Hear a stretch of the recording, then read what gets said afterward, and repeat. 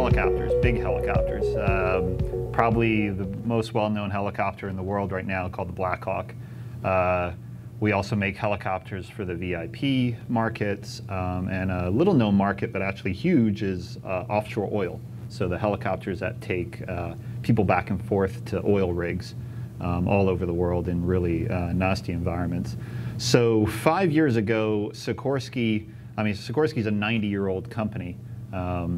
And it used to be building helicopters, they're a pretty big barrier to entry, right? You're not starting a helicopter company in your basement, mom's basement or whatever. It's hard to get into.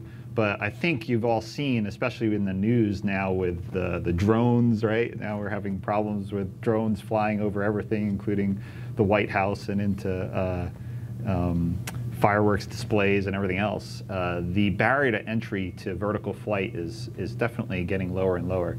The technology is getting more pervasive. And so Sikorsky looked at this and said, about 5 years ago, we need to be at the forefront of innovation. It's no longer good enough just to be the guys building what we call the tin knockers, building the airframe. The intelligence that goes into a helicopter and what we're doing with helicopters and the barrier entry to helicopters, the economics behind operating a helicopter, all has to change. And we need to be at the forefront of that in order to keep ahead of that market. So Sikorsky Innovations was started 5 years ago. That's the division that I work for. We are a viciously small team, about 100 engineers out of 16,000 at Sikorsky, that focus on three primary areas of innovation. We're looking at making a helicopter faster, because that's one of the things that doesn't do that well, is fly very quickly. Working in autonomy, right? So we've seen the drones. Most of those drones are not autonomous. Autonomous in the sense that we don't just tell the drone to go over there and do something and come back.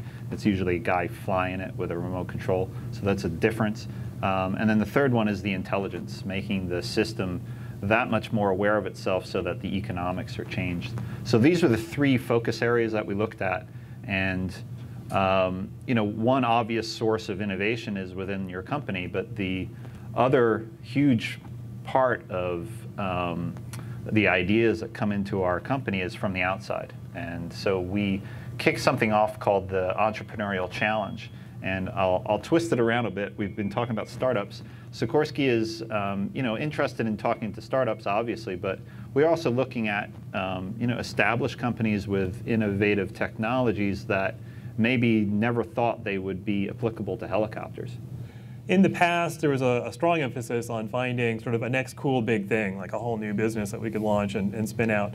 And really, of late, our emphasis is far more on saying, hey, we've got some powerful stuff. How do we use it in new ways? So we're looking for relationships with startups and external companies that can take our technology into new markets, into new uses that we would never go into ourselves, but the technology supports really well. So we've got a wealth of capabilities in location intelligence and data about locations that is very powerful and can be used in many different applications, but we traditionally have used them in targeting direct mail pieces at consumers. But the same data, the same insights can be used for social media and for electronic media. We have a whole global hackathon series that we just launched this year. So we've been to Sydney, Hong Kong, Singapore, Sao Paulo. Our next stop is Tel Aviv in a few weeks. What we're really doing is working with partners in the region to offer up our technology to entrepreneurs or people who just like developing new things to see what they can do with it. And in return, we're also getting that user feedback. So we're understanding how our existing products work with this customer base, what needs to be changed, and what new products we need to develop.